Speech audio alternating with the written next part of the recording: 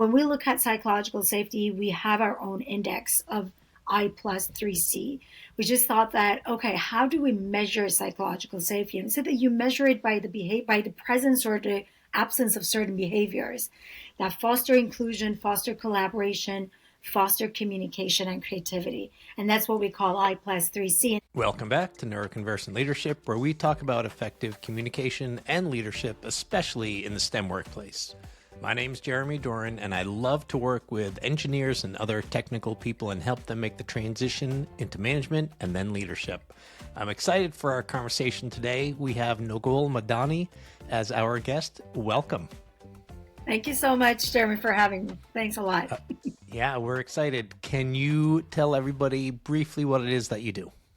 Yes. So I'm the founder and president of Glee Factor. We are basically a company dedicated to support leaders building their capacity to lead better, more effectively in the future of work. So basically, we always tell people that we future-proof your leaders and your teams through the concept of psychological safety.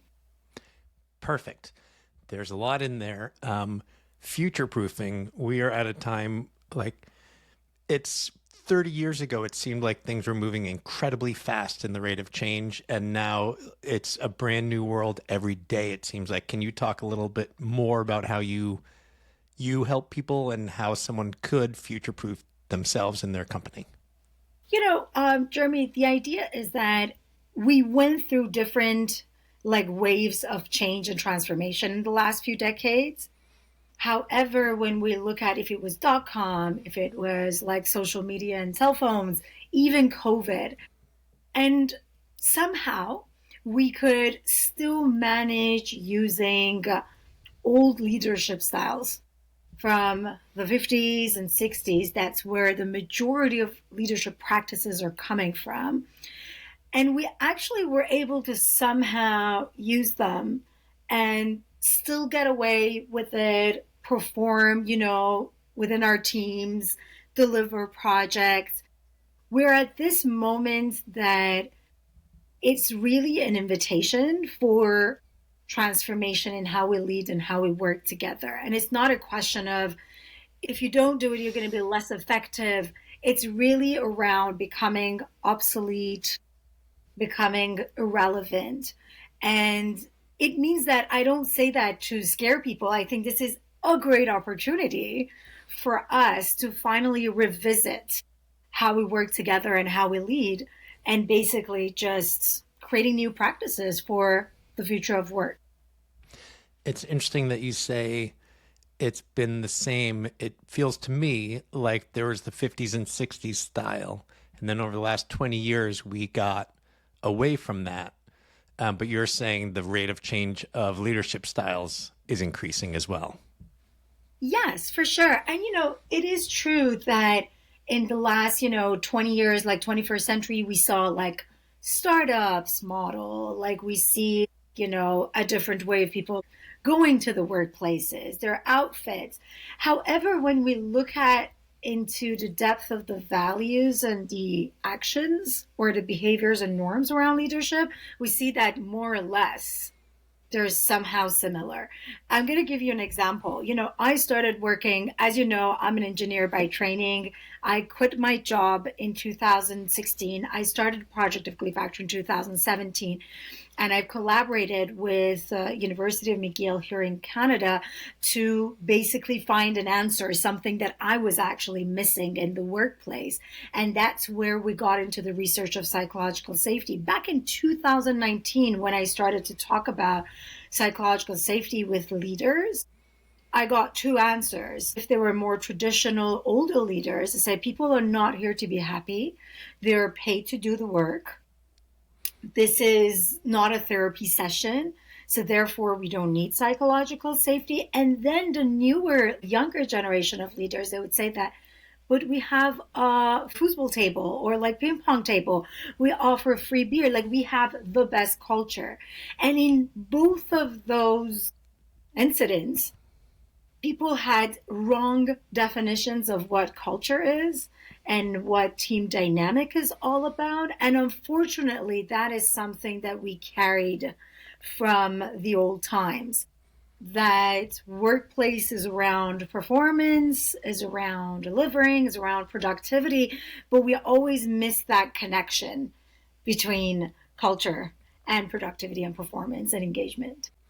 And so much of it is semantics. The term psychological safety, I think, is hugely important. But once you name it that thing, then, like you said, a lot of people are going to be like, Yes. that's it's all soft and it's nice, but it doesn't actually drive productivity. In fact, psychological safety is what drives productivity, creativity, and that's been the case for a long time. But now, when everybody's talking about, will my job exist 2 years from now with AI? Change is scary, and there's very little psychological safety out there. So, what can companies and leaders do to help bring that into the workplace? Yes. So I totally agree with you that the term is not the best term. Their terminology. Even Amy Edmondson, a professor of Harvard, who actually started using this term or reframing it in the concept that we now know back in the late 90s, still believe that it's not necessarily, because the minute that we say psychological safety, there are two things. People think that physical safety and psychological safety, especially in the STEM world, say, okay, this is what we're going to just put beside each other: mental wellness, mental well being, or they talk about harassment, whereas this is not the case at all. When we talk about psychological safety, it's really a climate where risk taking or interpersonal risk taking is feasible. There is nothing soft about it, I have to say. So many people, the minute you say psychological safety, they think of safe space, they think of pampering, they think of comfortable environment, which is not the case at all. We can use psychological safety to create a safe environment, but at the core of it, it's really a climate that is characterized by candor, meaning that hard conversation will take place, where disagreement will happen, where people will discuss challenges and problems, but it's all in the space of no judgment, no fear or shame or fear of failure. And that is why it is the foundation for learning and performance. And to your point, the research around the impact of psychological safety on team performance, team productivity, engagement, retention, it's been around for the last 20 years. Like, as I said, 25 years, 26 years. The article has been published at Harvard, first time by Madison in 1999. The idea that it's only a few years that we're hearing about psychological safety is because of the research that Google has done around 10 years ago, and that it was called like Aristotle Project, because they wanted to understand why some of their teams are performing better than others. And after 2 years and $80 million of investment, they have realized that it's around, like, the first component is psychological safety. I mean, people felt safe to be vulnerable and open in front of each other. That's when they performed their best. And then there was an article written in the New York Times, and that's where psychological safety somehow found its way into the business world. But I have to say that even now, today, after all the books that have been written, all the, like, practitioners like myself, experts in the field that were trying to promote and fostering like psychological safety, the scholars that I've been continuing the work around the concept, only 45% of leaders in today's world know what is exactly psychological safety and why it matters. And only 26% of them basically are able to integrate it. So this is actually quite challenging. So to your question, to your second question, that now that we're talking about change all the time and what is the role of psychological safety? To your point, like, till before COVID, we were looking at psychological safety as a means for performance, engagement, retention. This is, I think, I call it the past cultures. Like, this is what 10 years ago we would talk about. In today's reality, we still have similar challenges, but we're dealing with now and then we're dealing with the future. the present moment is really bringing lots of transformation, lots of change, lots of resistance, lots of uncertainty. And then we're looking at a future that is very different. And we're looking at leaders that they have this desire of doing things differently. So then to look at the impact of psychological safety, it's exactly to your point. It is the foundation it's a catalyst for transformation, but it's also a cultural infrastructure for the future of work. Because think about it, people are going through this massive change. To your point, they don't even know if they're going to have like a job in a year or two. There's something called, they call it FOBO. They say that 10 years ago, there was FOMO with social media because you constantly had this idea of fearing of missing out. AI is creating this FOBO, fear of becoming obsolete. So Oh, this is what we are dealing with all the time. We're just thinking that, okay, am I stay relevant? So it's really hard to lead people through through transformation at this time. And building that safety, it's going to allow them to discuss challenges, to ask for help, to say what they don't know, to bring concerns. And then, so this is basically where you see that, okay, in today's world, we need that as the basis in order to be able to move forward.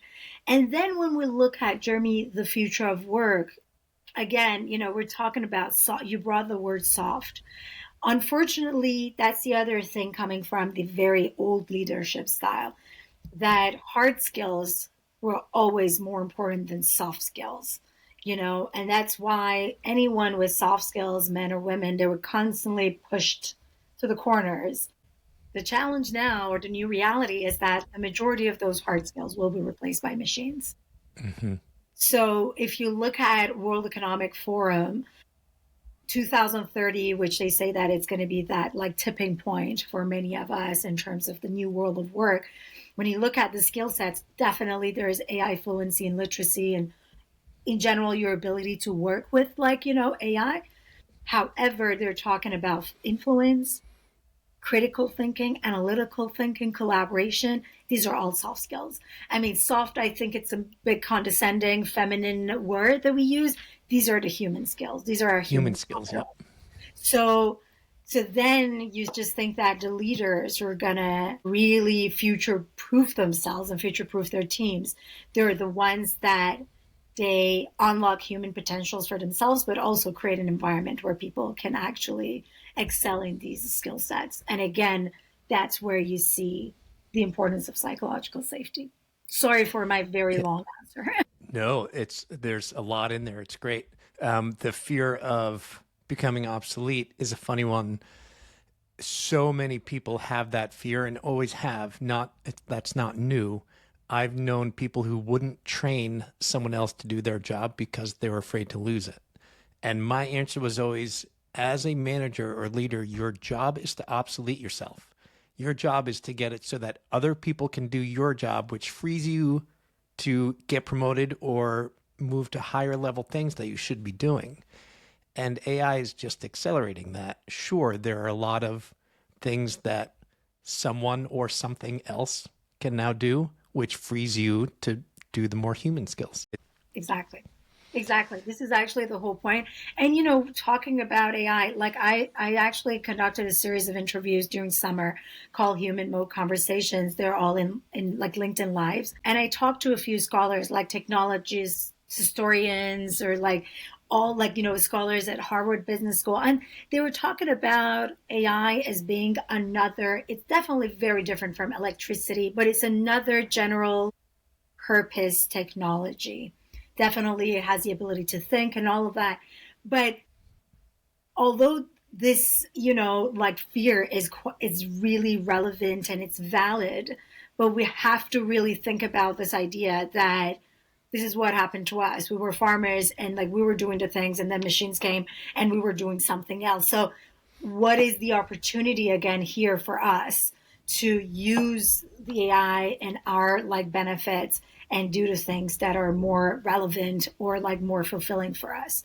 And I guess again, this is the path forward, and the question that I keep asking myself is that what is the role of psychological safety and culture in creating that environment? So I want to go back to the term psychological safety and how easy it is to misinterpret what it means. Because I think it's so important because people will just dismiss it.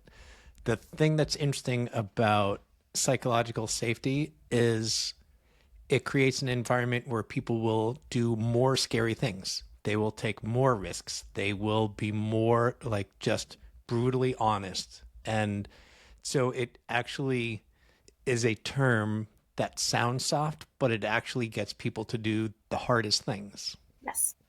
Yes, I totally agree with you. And one challenge that I think many people actually make a mistake is that there is a visual that is I find it very helpful, and this is what it says. It said if you have a low performance standards and high psychological safety, then you're in a comfort zone. You're not expected to do anything, and then you're relaxed. That's the comfort zone that so many people mistake, with misinterpret with the idea of having psychological safety. However, if you have a high performance standards with high psychological safety, that's the learning zone. That's where performance is available for people. Risk taking is feasible. It's not easy. It's never easy to sit in a meeting and say, I made that mistake, or I want to share this idea, or I'm not sure about this popular decision that everyone is backing up.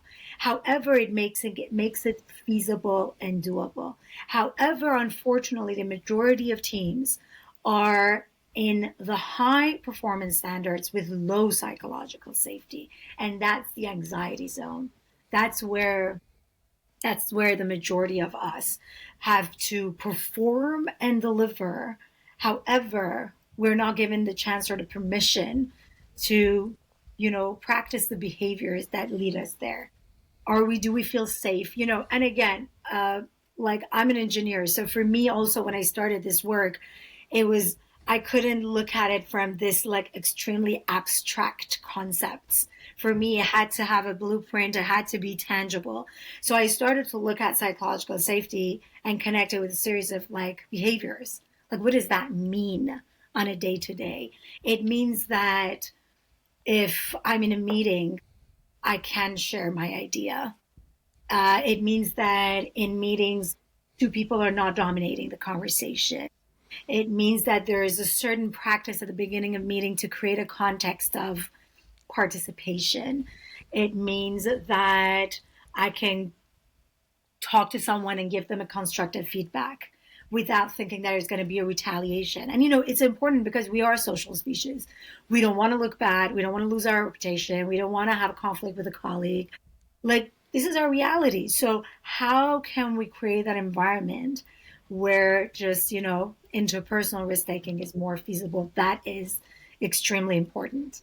And definitely, to your point, in the STEM world, it's actually extremely important. And the question is that do we have it or not? And one of the things, in addition to creativity, is it stops more problems from happening Well, for sure. because people are allowed to point out potential issues. One of my brothers, I've got four brothers. One of them was working at a company and they were changing their CRM system. And they said something like, we're changing the whole system out and we're expecting it to get it done in 6 months. Are you in on this project? He's like, 18 months at least. They're like, no, we've all looked at it. We all agree that it's 6 months. He said, I'm not doing it. I'm not going to join this team. There's no way and they were mad that he was sharing what he already knew. And sure enough, a year and a half later, they scrapped it and started all over again. But the freedom to say no or here's a potential problem is so crucial to avoiding mistakes. I mean, 80% of people, there's research that says that 80% of people are not going to talk about a problem. They avoid a conflict. Like 55% of people that don't speak up. And in the extreme cases, those are the airplanes that crash because somewhere down the line, an engineer saw something and didn't dare sharing because of the punishment that existed to give bad news. Or in other like cases in the health system that people die because the nurse or resident couldn't challenge the doctor and physician. And in the normal cases on a daily basis is basically us not collaborating, not sharing ideas, not creating all the time, not performing well, like not communicating effectively, not even feeling included. When we look at psychological safety, we have our own index of I plus 3C. We just thought that, okay, how do we measure psychological safety? And so that you measure it by the presence or the absence of certain behaviors that foster inclusion, foster collaboration, foster communication and creativity. And that's what we call I plus 3C. And say that if we have them, then it means that you have created, intentionally or unintentionally, you've created that safe environment for people to ask for help, to break the silo, to sit down in a cross-functional meetings, to challenge the status quo, to, share a mistake, discuss, an unpopular topic. And this is how we just go about it. So to your point, it's definitely this idea of how much you can prevent disasters from happening and how much you can improve and optimize things. So, can you, if you said it, I'm sorry, what are the things that you actually measure for? We measure behaviors. We just Yeah. want to go, because, for us, this is what, Jeremy, this is the challenge when we talk about culture. So many people think that culture is what is your values that you write on your website. For us, is Right. that, what? It's not your internal communication. It's just that I'm the stranger coming to your meetings and shadow your team for a day. And after that, I should be able probably to list at least three of your values. Like you cannot say that we have collaboration as our value, but then no one can talk to each other, or you're just like, throwing each other under the bus when you're just working in different departments. Or you cannot say innovation is our value if you don't have environment and if you don't allow people to make mistakes or like share ideas, and you constantly have to deliver and perform. So we're searching constantly for behaviors and for rituals.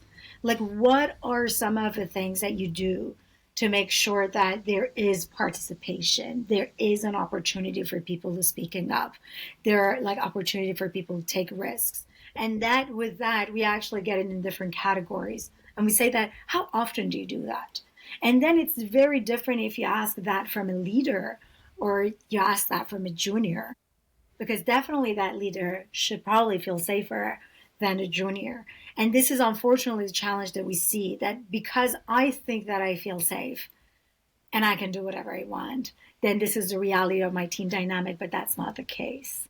So, another twist or thing to add to that is, one part of psychological safety is how much each person feels willing to contribute. Yes. But extroverts want to contribute, and introverts tend not to. They tend to wait until they're sure that what they have to say is worthwhile. So they may not ever get it out at all. So when you're talking about psychological safety in a room with both introverts and extroverts, what are some things you do to give safety to everyone? We say that we are facilitators at heart, and we always also encourage leaders or anyone running a meeting or an interaction to wear their facilitation hats. Like basically you have to design moments. Like to your point, some people are not okay talking, but they're really okay, like brain dumping, they call it, instead of brainstorming. Do we have that set up? Some people, for example, one of the things that we say step up and step back. And said that if you're someone who never talk, this is the time to step up. And if you are actually someone who you're always talking, this is your time to step back. So we're just, you're designing moments and you're changing dynamics to make sure that there is an opportunity for equitable sharing. Another thing, for example, like starting your meetings with a check-in. And the check-in is not how is your weekend. It's still better than jumping into the agenda. But the check-in, it gives you like, how do you feel coming to this meeting? Or the favorite question that we always ask is that, well, if you were stationary, like, what would you be? And people start to talk about themselves. And the reason is that the research shows that when people answer questions or share their thoughts about something that is not risky at all, there is a higher chance that they're going to share their ideas later on during interaction. So Oh, this is why you do that. It's constantly reframing, like Amy Edmondson shared like 3 steps to create psychological safety. Reframing, meaning that, like, what does failure mean? What does mistake mean? Like, if I'm in a meeting, I just want to say that, what, not talking today is actually a failure. But if you hmm. talk and your idea is not the best, that we can handle. You're just being very intentional about setting up the tone of that meeting. Another thing is inviting to participation, inviting people for participation. Like, so many people, they ask this simple question that, like, does anyone have any other different idea? Like, no one will do that. Like, I feel scared even sharing that. But if you say that, what is a different or diverse perspective that we might be missing here? You rooted your question in curiosity and you're really willing to hear others.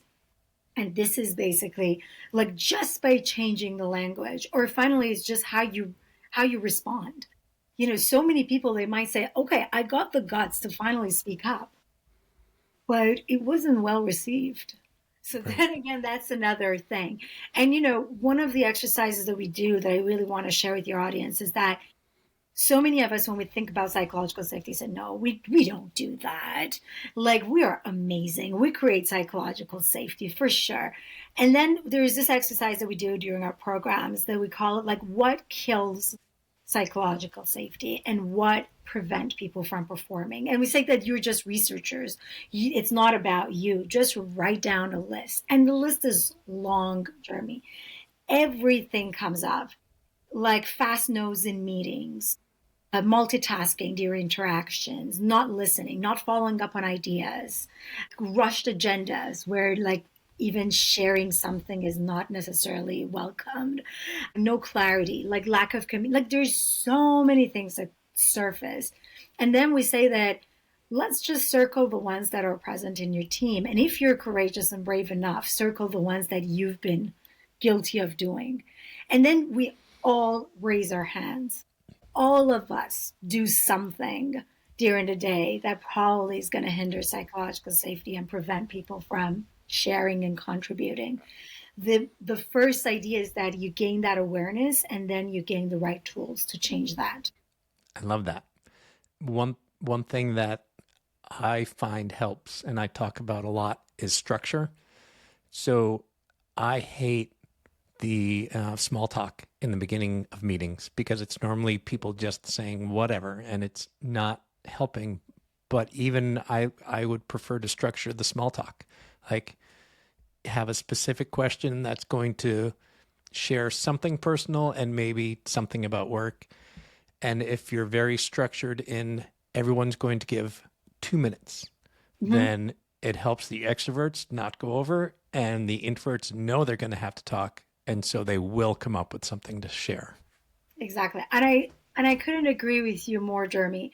We also constantly say that design your conversations and design these moments. You cannot just let it be. Like, for example, so many people say we want to connect people, so we have these coffee chats. To your point, introverts, they don't even show up. They're not comfortable. However, if you do have, like a guideline of a conversation, people will follow, and we see that, like, what comes out of it.